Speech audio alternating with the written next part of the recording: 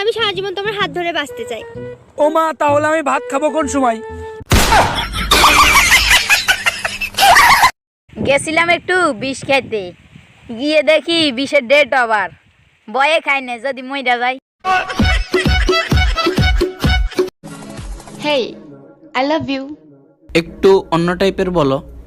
তুমি মশা, আমি মশারি, তোমার আম্মু আমার শাশুড়ি।